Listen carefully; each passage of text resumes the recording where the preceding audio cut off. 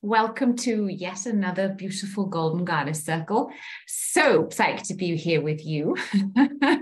I know that we were just doing a check-in, that there's some here from Italy, Venice, to Holland, to Amber Trueblood. Give us a wave, who's here joining us from California. And then we have Dawn joining from Asheville, North Carolina. So let's just tune into all these beautiful energies that we have here. And let me announce to you what we're going to be doing today. We have a special guest, and I love having special guests. So here I am. I'm going to spotlight myself, and then I'm going to spotlight our special guest who is joining us from California. And then Dawn, it's spotlight you too. And let's welcome Amber into this circle. Thank you for being here. Thank you so much, Joy. I just can't believe we're all in the same room together. So it brings me a lot of joy, and I'm so happy to be here. And I appreciate you making this space. Absolutely. Beautiful. Well, let's say something about you. So I looked at your bio to give all the right words, right? Because I know you as a business partner, as a friend, as a sister. And you're an author, you're a speaker, you're a family and marriage therapist. You're a parenting expert, a coach to overwhelmed and super flustered moms, and you have 4 sons yourself. I do, yes. And I always want to say too that, you know, all of the topics that I talk about and what we'll be sharing and discussing today, none of it is particular to moms. It's basically any person who has these caregiver tendencies, really, you know, who tends to put others before themselves, before their own mental and emotional needs. And I have a feeling that probably every single woman in this circle can relate. I would agree with you. And we've been working hard or joyfully on a lot of these patterns, like the helper syndrome, and then this whole conditioning of patriarchy that has us women going into the submissive role most of the time and taking care of everything else before we do of ourselves, right, Dawn? Yeah, right. So having you here is such a gift, because I know that you're not only going to be telling us so much more about your experiencing and the knowledge that you have, but you're going to give us practical tools. So why don't we give you the spotlight now and let us get to know you, and then we'll circle back with some questions. Are you good with that? Great. Cool. Yeah. What's the ideal timing for everybody? Just go with that. Just go with it. Just go with the divine time. Okay, I love it. We'll the pause and we'll be monitoring the chat. So, Sister Goddess, please feel free to ask any question or to say, hey, stop. That was so important. Let's go back to that. Dawn, you also, we're very free flowy here. Great. Okay, perfect. Yeah. That way I know, and I want to be respectful of everybody's time here as well, so that you can really be present and be here. My sister was just telling me she was at a cake concert, and that the lead singer spent so much time saying, you're here, like, enjoy it. Like, you are here. You have nothing else to do. Everything else can wait. Be here fully. And she said, just what an amazing experience that was, to have that type of guidance remind you, hey, you're here. Like, let's just enjoy that. Let's give ourselves that permission, right? Yes, let's do that. So we'll all lean back. We'll have our teas, coffees, waters, wines ready. And let's remember to take notes. I always take notes because it helps me also remember and digest and process things better. And I love going back to my notes often years later. And I'm like, damn, that was so amazing what you wrote down there. So I'm speaking and I still take notes. I take my own notes as I'm writing, because sometimes things will come up for me and I'll think, oh, I want to mention this as well.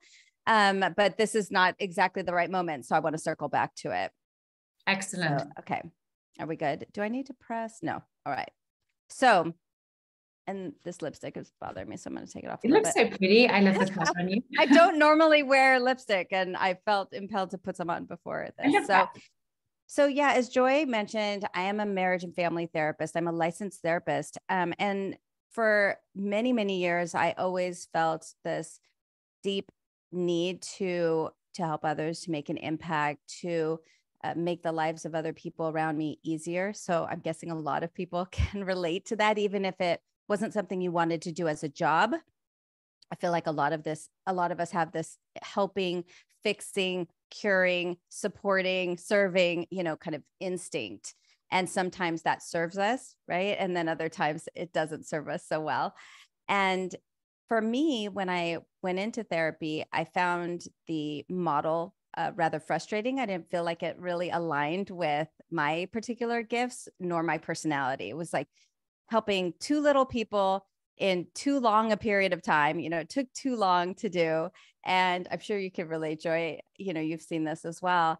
And it also, the framework itself was more focused on the problems than focused on, raising vibe, lifting and moving forward into solutions, like being self-aware, understanding the problem, and then moving forward.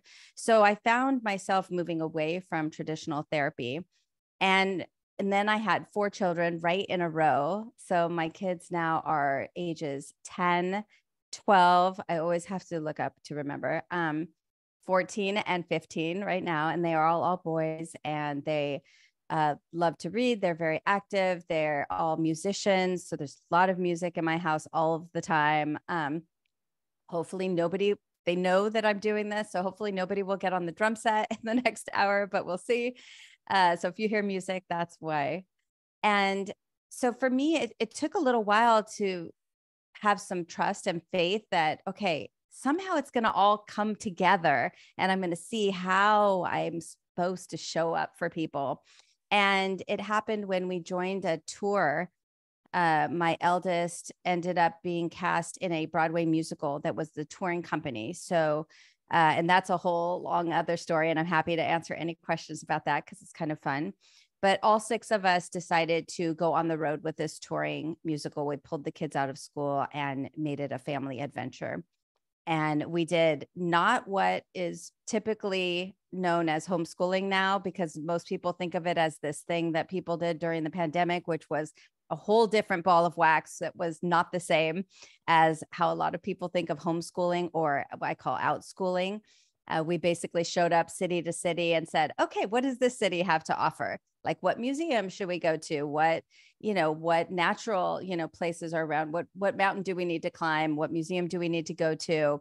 And if there was a blizzard and we were all stuck at home, okay, let's read a bunch of books, or, go to the skate park. So that's what homeschooling looked like for about 16 months. We went through 60 different cities across the US and Canada. And that's when I wrote my first book. And that's when it came to me that I'm a bibliophile. Like, I am obsessed with books. I love books. I like being around books. I like reading books. I like words. Like, I kind of grew up thinking everybody felt that way about books. And even still, like, I will talk if you and I met on the street or in an Uber or at a grocery store, we had like a 5 or 10 minute conversation. I guarantee you I would end up recommending at least one book to you because I can't help myself. And I enjoy it. And it's something that brings me a lot of joy. So I follow that, right? Because that's when we know we're in alignment with our gift, right? Is when we light up and we say, okay, I want to do more things that have me light up like that. So I thought, oh, I'll write a book, and that's how I will help other people. And so I wrote my first book, Stretch Marks, while we were on the road. And a lot of people will ask me basically that, what? Like, what do you mean you were traveling and homeschooling and you're, like, I literally was like scheduling Airbnbs and car rentals and, what are the other things? Oh, and flights, and we were going all over the place. And the answer I have for them when they say, well, I don't understand, what I kind of want to hate you, because that's obnoxious. Why would you, like, you're going to also write a book? And the truth is that it was something that was a creative outlet for me that was just for me. And it refueled me. And emotionally, having that type of creative project that was just for me and really aligned with something that is important to me really, really, really fueled my energy emotionally and physically to be able to do all of the things for everybody else. Like if I had not had that project, and now mind you, I didn't have really anybody breathing down my neck saying like, putting a lot of pressure on it, was my own internal pressure. And I want to talk to you guys about anxiety styles in a few moments. And you'll see why my anxiety style likes this type of, I put enough pressure on myself.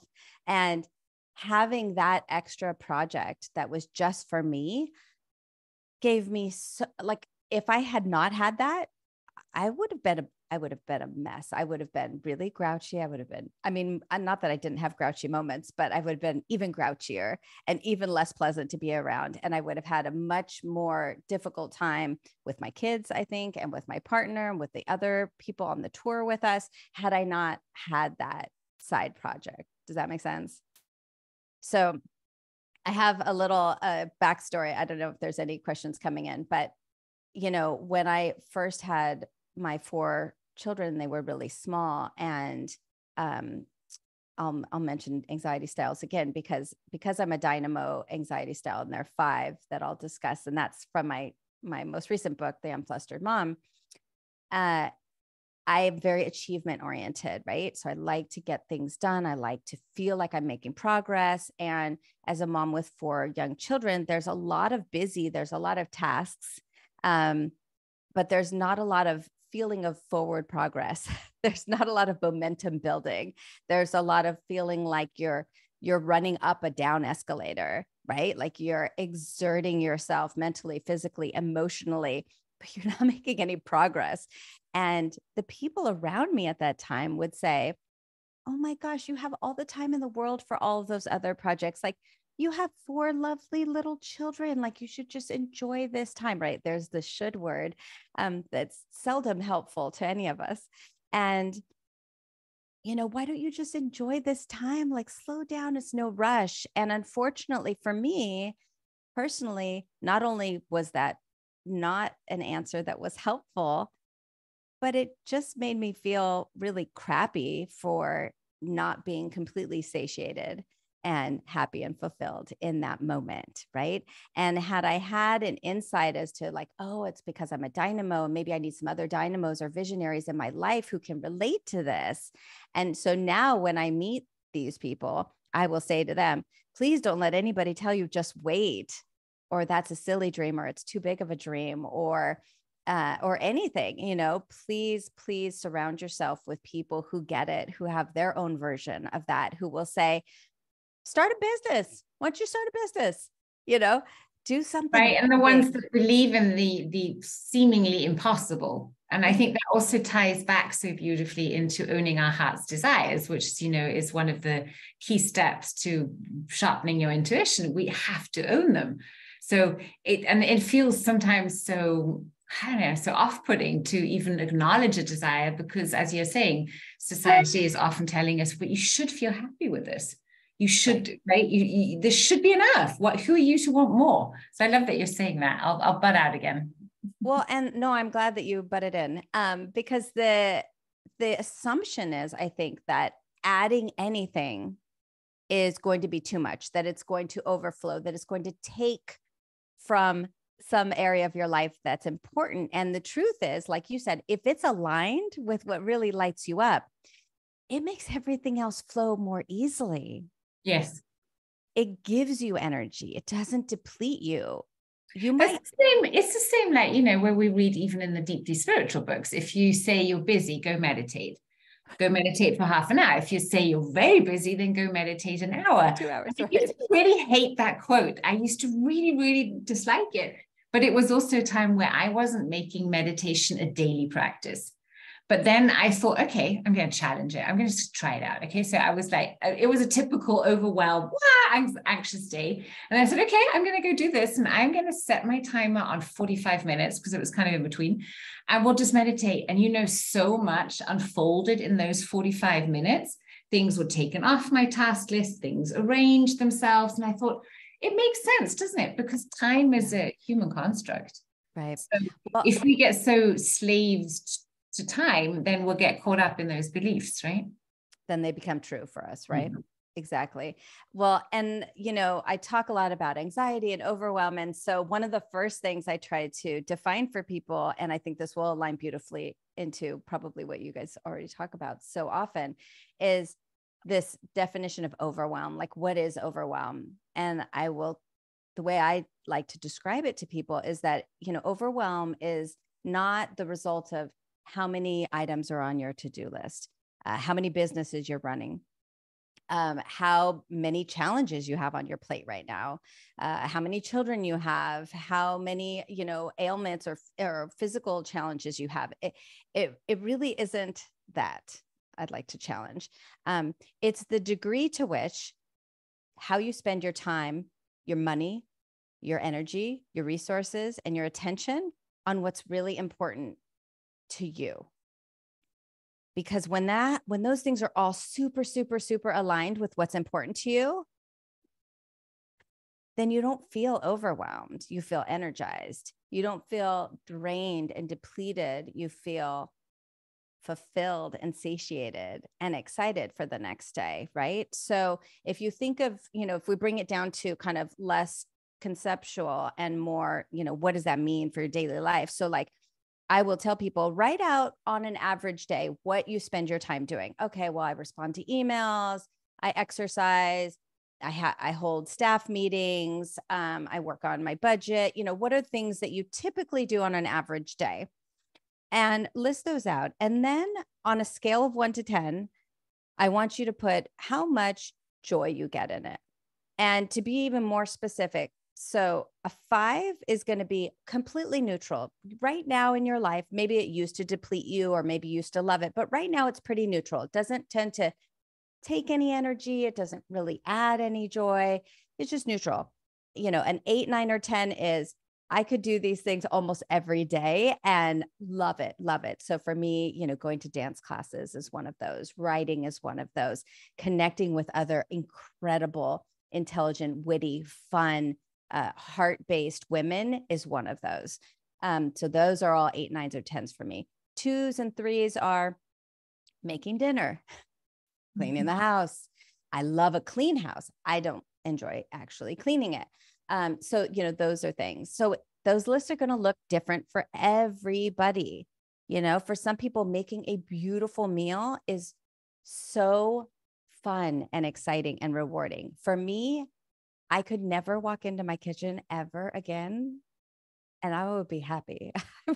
And I don't want to say ever again, because maybe in 20 years, like that will be completely different for me. But for right now, so you rate everything, and without letting it get you down in case you have quite a few that are on the lower end.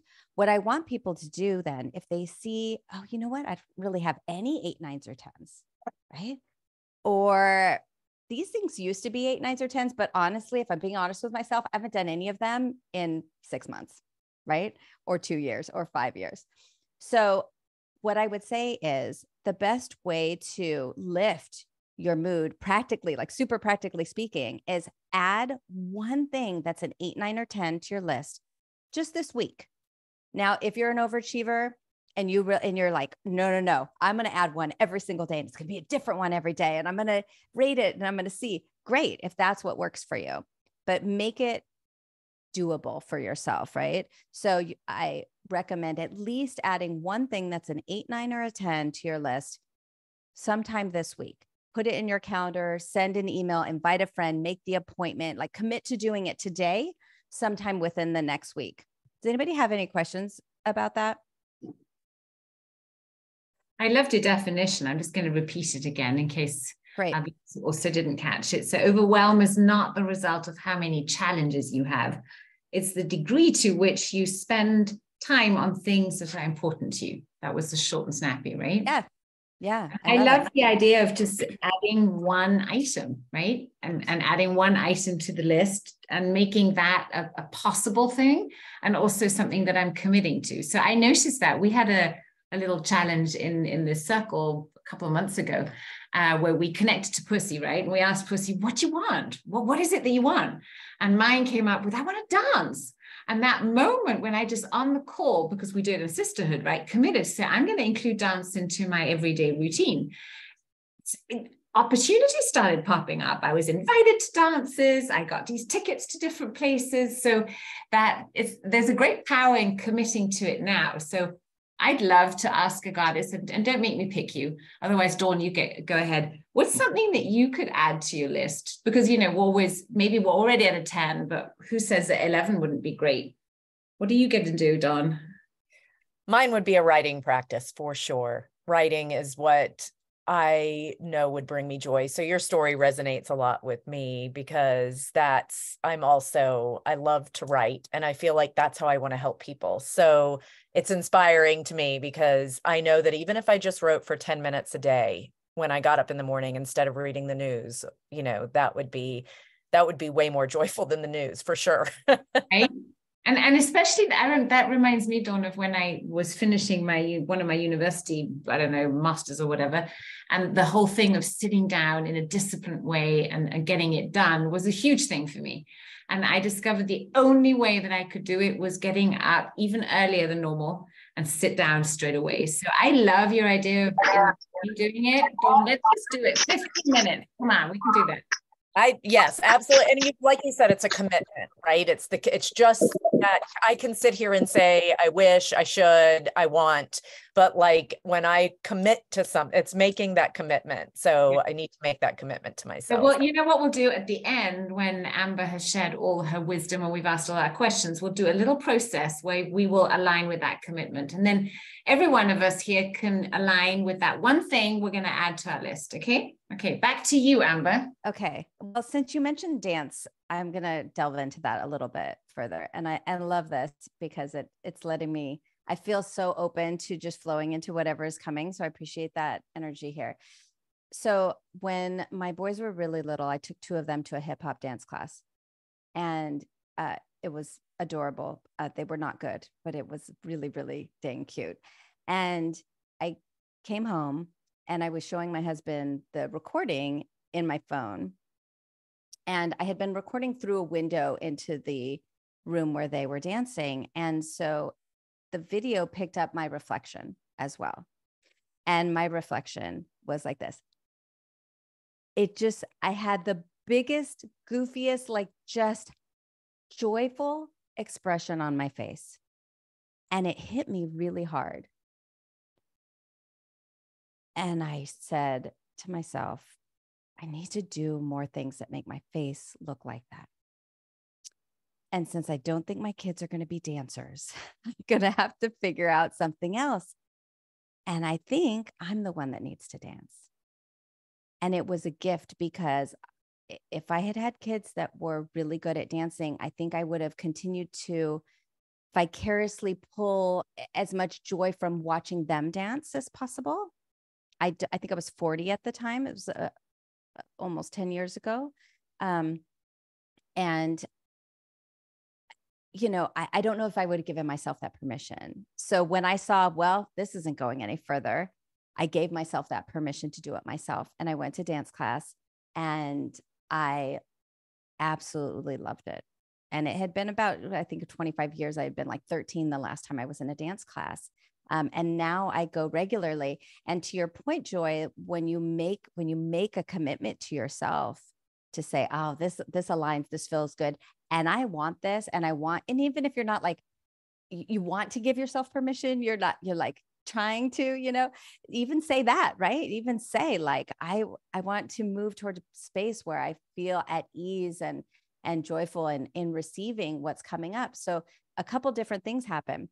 One happened more recently, and then one happened on the tour. So what happened more recently was I was on the news for my book recently, and I went into dance class a few days later, and the owner of the studio said, "Hey, I saw you on the news.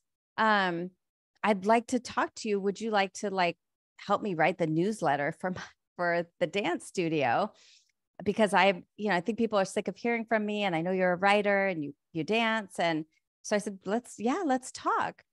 So the thing that ended up happening is I'm writing 3 newsletters for them for the summer, which is pretty, and they're short. It's pretty simple for me, and it's something I enjoy. And she gave me unlimited dance classes for the summer. So that was beautiful. And so now I'm going, a lot more than I would have otherwise, given my self permission. Right. And so that was one beautiful story. Something that happened on the dance tour, it was not a dance tour, I wish, on the musical tour was every 6 months or so, a new group of parents and kids would join the production. About 8 kids would leave with their parents and another new group were coming. And at that time, it was really hard to like find dance classes on the road. Like you'd show up in a new city, I would try to look, but the schedules were, it was challenging. And so I had a lot of mantras that I was doing on the road. And so I started incorporating dance into those mantras. Like I'm so grateful that every day I get to dance and move my body in a way that feels good. And so of those 8 new children and their parents that came that joined the tour shortly thereafter, 3 of the moms were dance teachers. No way. 3 of the 8, 3 of them. And 2 of them started offering classes to the touring, because there were about 100, and I don't know, 25 people that were all touring together. It was like the pit musicians, all the adult actors, all the, everybody. So it was a big group of people. So I started being able to go to dance classes that were traveling with me because the teachers were traveling with us. It was wild. That's amazing. So I love this. Something I could not have made up. Like I would never have thought of that. That's the power of the desire, right? So let me ask you, you were talking about these anxiety styles. Yes. And that they're different ones. So yes. You were saying that you're really good at a certain style. I'd love to know which style I'm good at. Okay. So I'll describe all the styles. Let me list them first and you can write them down. Lover, fighter, executive, visionary, and dynamo. Lover, fighter, executive, visionary, and dynamo. And these, as I mentioned, and when I was speaking to you on email earlier, Joy, is they're loosely correlated to Maslow's hierarchy of needs. And it's also a framework, like if you're familiar with the 5 love languages, it works similarly in that when you understand your own and you understand the other people around you, you're going to be much better able to express your needs, to also acknowledge your needs without shame or self-doubt or self-judgment, right? Because you're like, oh, this is how I'm wired. I get it. I accept that. And now I'm going to be much more able to meet my needs because I'm not fighting them or questioning them or even unaware, right? Or assuming that everybody else has the same priorities. So each of these anxiety styles has their own contributing factors, right? They have their own emotional triggers. So Joy, what triggers you is going to be different than what emotionally triggers you, Dawn and Bridget and Ethel, like everybody, we're all going to have different things that are going to trigger us. And what might emotionally trigger Lisa might be like a day in the park for Maria. Like, oh, that sounds like I would love it if that happened to me. And somebody else might be like, that's my worst nightmare. Are you kidding me? Like, that sounds awful. So we all have different emotional triggers. We also, all of these anxiety styles also carry what I call superhero traits. So meaning there's certain qualities and skills and attributes that you acquire as a result of this anxiety style that are amazing, that serve you, that support you, that are beautiful parts of your personality that I want you to take a moment and acknowledge and celebrate, because not everybody can do that, right? So maybe you are just extremely loyal and connected and really good at being in the moment with people. Not everybody can do that. Not everybody can do that, right? And if it's something that you're good at and you value, let's slow down and celebrate that, really acknowledge it. So that's another part of these 5 anxiety styles, an important part. And then where is it maybe not serving you so much, right? So where in your life is it causing some challenge? And then, and this is, I get really excited about the practical strategies. Then what do we do about it? What are the things I can do like right now after we get off this call that will help? And I break it up in the book to in the moment strategies and preventative strategies. So each anxiety style, I recommend preventative strategies. Here's what you can do multiple times a day. Here's a mantra you can say. Here's a breathing practice you can do. Here's a grounding practice you can do. And I talk about implementation strategies and motivation to actually make it easy to do. Because if you're forcing it, it's unlikely that you'll be able to keep up with it, right? So I want to make it easy to implement so that you implement it long enough to feel the benefits. And then once you feel the benefits, then it becomes a self-propelling, right, habit. So each of these have multi-day strategies, daily strategies, weekly strategies, and then once a year kind of deep dive for each anxiety style. And then I have in the moment stuff. So Joy taught me one of my favorite neuro hacks that I still talk about to this day, right? And so those types of things where it's like, oh my gosh, I have 30 seconds. I have 30 seconds before I have to hop onto this team meeting. I have 30 seconds before I have to pick my kids up at school and this just happened and my brain is spiraling and I can't get off of it. Or I have 10 minutes. What can I do in 10 minutes? So I break it down into 1 minute, 10 minutes, and 30 minutes. If you like need an emotional reset, right? You need to gather your thoughts. Because sometimes we don't have time to go, write in our journal or meditate. Not that meditating takes that long, right? But some people think that, right? Well, I don't have time to meditate. So we have other things, including neuro hacks. So each of these anxiety styles, I can deep dive into all of those different categories, but I'll share just kind of the core drivers for each one. And then I'll answer any questions you have. Does that sound good? Sounds perfect. Okay.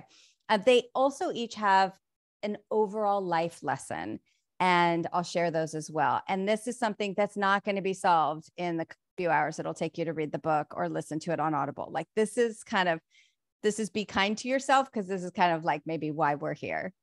So the lover is somebody who is really driven at their core by their relationships with other people, and their loved ones in their life.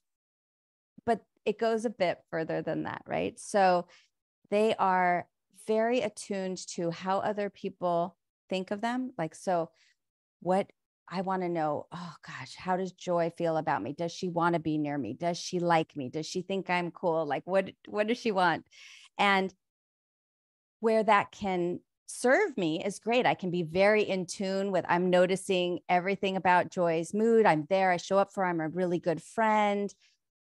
And then also say I see on social media, oh, she came to San Diego last week and she had lunch with a bunch of people and she didn't invite me. And man, as a lover, that's my brain spirals, right? If I'm a lover, my brain spirals. Oh, she was nice. She let me do this thing for her group, but maybe she didn't like how I did it. And now I'm so embarrassed and that she didn't want me to come to this luncheon, and it just spirals, and that's not serving me, right?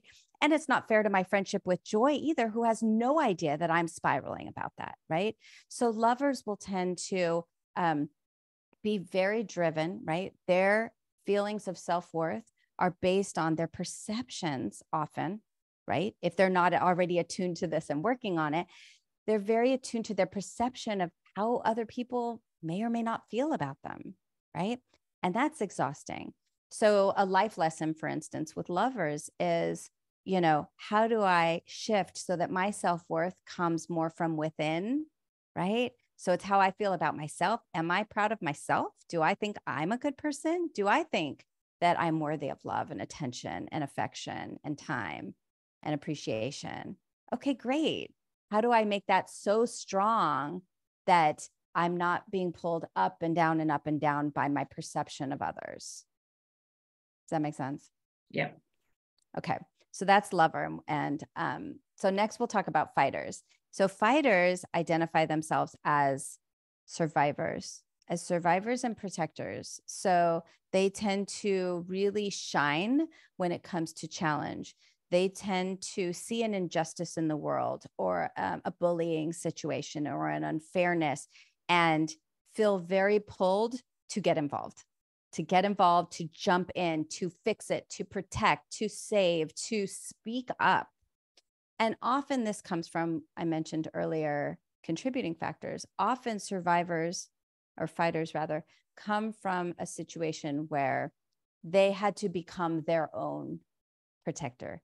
They had to become their own survivor in their life, stand up for themselves, because the other people around them who were meant to care for them were not taking on that role in a way that satisfied them and made them feel really safe emotionally. So they learned to protect themselves. And then as adults, right, it's very difficult for them to sit back and see something going wrong and not jump in and protect and save others, which is beautiful, right? It's so beautiful. And that can be exhausting. That can be really depleting when you're fighting battles on 5 different fronts, financially, emotionally, socially, with your career. They also tend to be much more comfortable in chaos, in challenge, than when everything is calm and fine and peaceful and good and healthy, because they've learned it's not safe to let your guard down because the shit might hit the fan and I got to be prepared. And so often when things are good, whether it's in your financial life or in your relationship or in your career, you're like, okay, this is really uncomfortable. And often they will tend to poke at things because I don't feel safe. I don't believe that this is really as good as it is, to maybe a relationship. So I'm going to poke you. Where are your limits? I need to know where they are because this is really uncomfortable. So with fighters, it's about getting to that point of being more and more comfortable with healthy, happy environments. And how can I be more purposeful? So a lot of the strategies for fighters are more, how can I make this deep feeling where I'm impelled to jump into the fray? How do I make that more of a conscious choice, right? Instead of like, why does this keep on happening to me? Like every time I have a revenue of this, then something happens and my car breaks down, or I have to lend money to a family member. Like the shit hits the fan over here as soon as so if you find yourself saying that and you're like, I don't understand it, that's when I say, can we make it a little bit more conscious? Because part of you is great in challenge. And so let's point that in a positive direction and give yourself challenges instead of drawing them to you unconsciously. Makes Joy, sense. I see you leaning forward. Makes sense. We see with these things, I always wait right until the end because I know that I recognize myself in all of them. So yeah, love a fighter. Okay. Yeah, it's a lot. So give us the executive. Okay. So and fighters and lovers obviously are going to be triggered by almost opposite things sometimes. So what would be a beautiful weekend of like calm and we just like hanging out together all weekend for a lover, a fighter might feel very uncomfortable in that situation if they are not super self-aware of that tendency.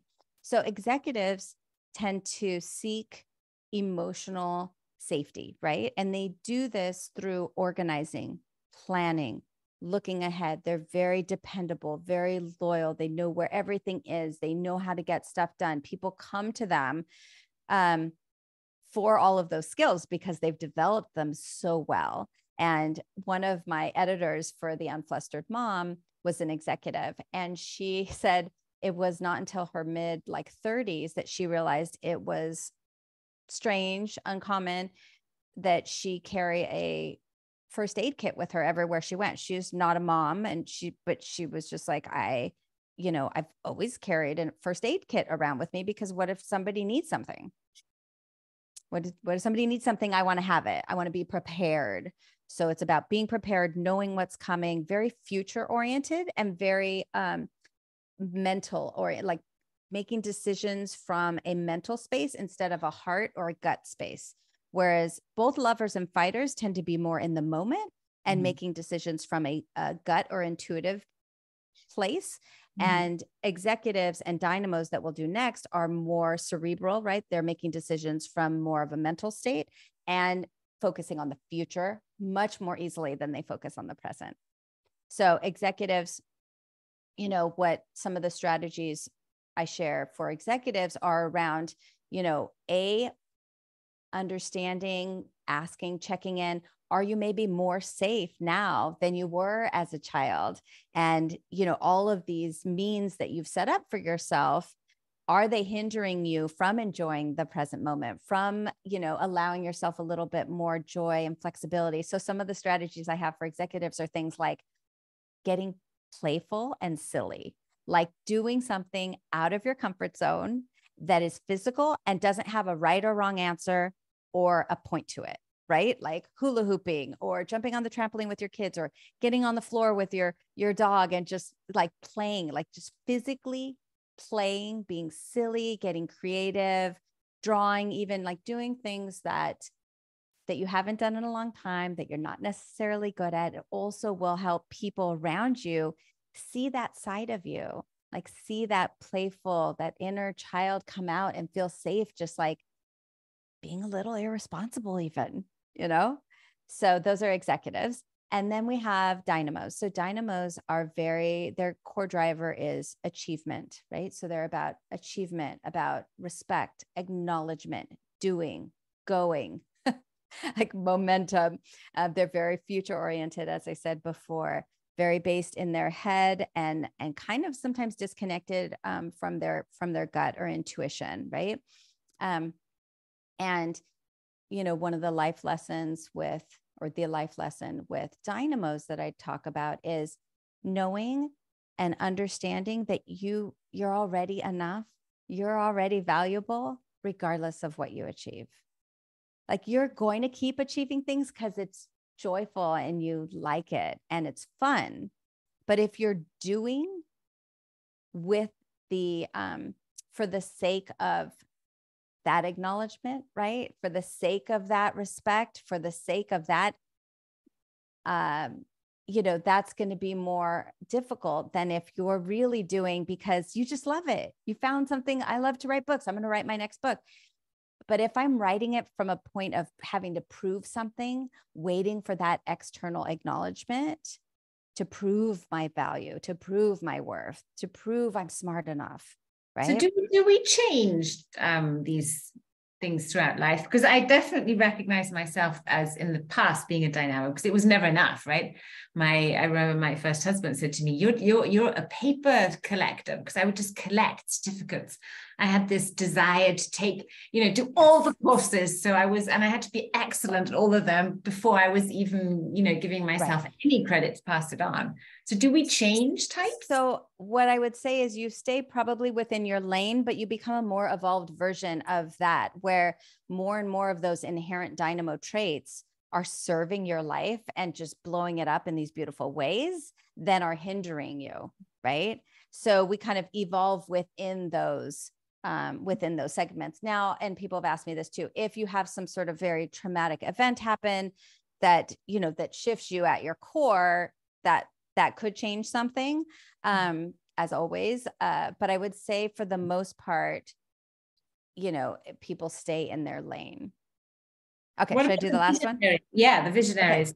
Okay. So visionaries are, like you would imagine from the title, is focused on making their big impact in the world, right? They have a grand dream, a big vision for themselves in the future of what they want to do, how they want to show up in the world. And it's coupled with this gut feeling of like, I know I'm meant for something more. And sometimes frustration and anxiety can come when they don't know what it is. Like I have this really strong feeling, but I can't put my finger on it yet. I don't know what it looks like. I don't know the how. I don't know the end. Like I don't know what it is, but I really feel if I am honest with myself, I know I'm meant to be doing something really big and I don't know what it is. Anxiety can also come when visionaries know what it is, but they don't feel like they have the time or space or bandwidth to spend working on it, thinking about it, daydream about it, talking about it. That can be really frustrating. Or sometimes when you see somebody else hop in to your radar and they're doing it, they're doing what you think you want to be doing. And that can be really frustrating too. And so some of the strategies I share for visionaries is, how do you really enjoy the journey a little bit more, so that it's not all or nothing. I'm either at my end point and doing it and being it or nothing, so that how can we bring some joy into the present moment? Also, how can we connect to the other people in our lives that aren't visionaries? Because sometimes as visionaries, we can see other people's behavior and what motivates them as like lame, as like, why is this so important to you? Like, this is, it's hard. And so I think understanding that other people are driven by very different things can be super important for visionaries, and connecting yourself with other visionaries. So you have people who totally get you, who totally get it, and don't think it's too big of a dream, and don't think it's too wild, and don't like hold you back in the least. Like somebody, at least one other person who can share that excitement with you and build you up. And you can do that, you can correspond and give that back to them as well. So those are the 5. I found that very helpful. How about you, Dawn? Have you got any questions for that? Well, I never thought of myself as an anxious person, but I feel like I resonated with all 5 of what you said. So now I'm scared. Well, okay. So I do have an online quiz that's called, it's under flourishquiz.com. So you can, if you're not sure, and don't be scared, obviously, like, and honestly, the reason it ended up being called anxiety styles, because it's really the flip side. So halfway through, I call it your flourish type, because if you're unaware, right, and if you're filled with self-doubt and anxiety, and then it really is, it could be causing anxiety, right, and fear and frustration. But if you are in full acknowledgement of it and very self-aware and communicative about it, and you're, living your best flourish, then it's really also where you flourish. So the flourish side is the same coin to it. For marketing reasons, we call it anxiety styles in the subtitle, but really, because at first I was calling it your fear like languages, which obviously I didn't want to call it something so similar to love languages, but also I didn't want to write a book where I wrote the word fear a billion times and people read that. That's not a vibe I wanted to have in the book. So while I talk about it as an anxiety style, I very quickly shift it into like, this is your flourish type. This is really how you know where you're going to flourish. So for me, I know I'm a dynamo, that I have to have projects. I love having projects that I feel that have an end date, right? That have something where it feels like, oh, I can check that off. I finished that. But they have to be big projects, like things I can finish in a day or two. I don't like it. It doesn't feel good, right? So when you know your type and you really understand what drives you, what lights you up, what helps you shine, then that's your flourish type. So I would say, focusing on that side of it, where, which type do you feel like when that is fed, it lights you up? I like that reframe, and, flourish from anxiety to flourish type. It reminds me of Strength Finders, because I don't know if you've done that one. And, but yeah, I like the idea of looking at what we may have perceived as weaknesses maybe in our lives, or been told by parents or schools or whatever that they were weaknesses, and realizing that they are really what makes us flourish, like you said. Yeah. Well, and even the things that aren't serving us now, I would argue that many, many, many of them, those traits, even procrastination, like all of these things that we think are just like bad, I'm guessing that at some point in your life that served you, like that has evolved in your life because at some point it was helping you. At some point it was protecting you or was serving you. So there's a reason for everything. And so sometimes once we realize that, we say, oh, that's why, I would procrastinate because if I got, better grades than my sister, then she would kind of be mean to me. And so then I started getting worse grades. Like, there's all kinds of things. But I don't need to do that now because she doesn't know what I'm doing at work. It has nothing to do with her, or our relationship has evolved and we don't have that dynamic anymore. So I was sharing with my son, you guys have probably heard this, the woman who every time she made a roast, she cut off the ends of it. Have you all heard this? She cut off the ends, and her son said, Mom, why do you cut off the ends of the roast? And she said, I don't know, it's just my mom always cut off the ends. And so then she called her mom and said, Mom, why do we cut off the ends of our roast? And she said, I don't know, that's what grandma did. And so they called grandma, and grandma said, well, that's because my pan was too small.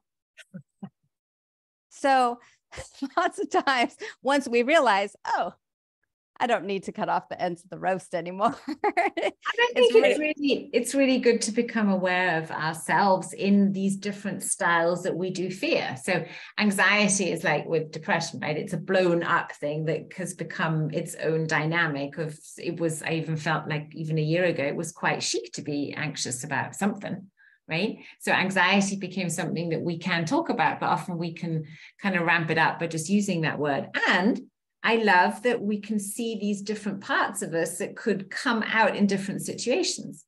And then to have practical tools of how to manage that or how to reframe it, I think is going to be very helpful to all of us. Yeah. So we're going to share, obviously, the link where we can get your book, because I definitely want to get it. I'm a big reader too, and I want to read up on all these different tips. So is there any other question, goddesses, that you have for Amber? Would you tap it into the chat, or you can also just unmute yourself and ask the question straight out? I know this has been going fast, and I know many of you speak Dutch and Italian, and I'm maybe a little not as confident to ask the question, but go ahead and still ask.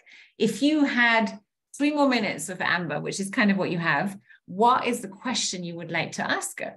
I'd like to ask you, until someone else asks a question, what's another book that comes to mind right now for you that you found changed your life apart from your own?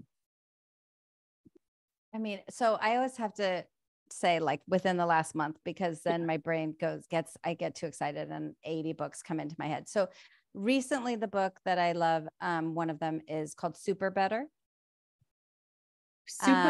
Super Better. It is a very different way of looking at self-help.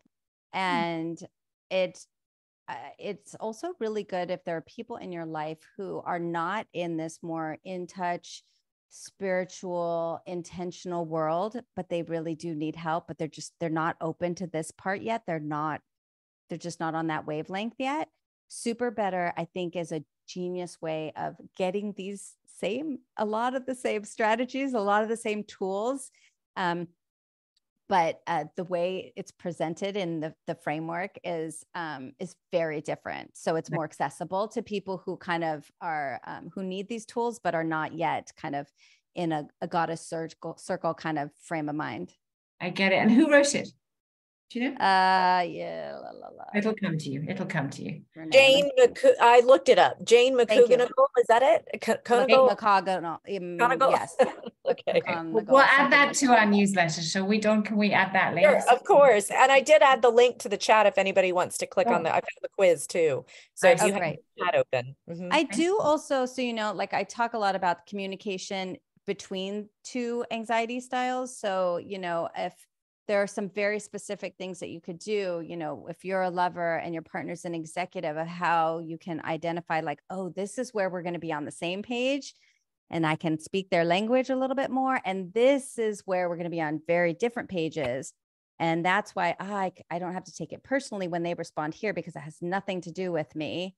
I know if I give them time, so I have some strategies around that as well. That sounds super helpful. Super helpful. Okay. Are there any other questions? If not, I'd say we go to our little closing kind of integration something.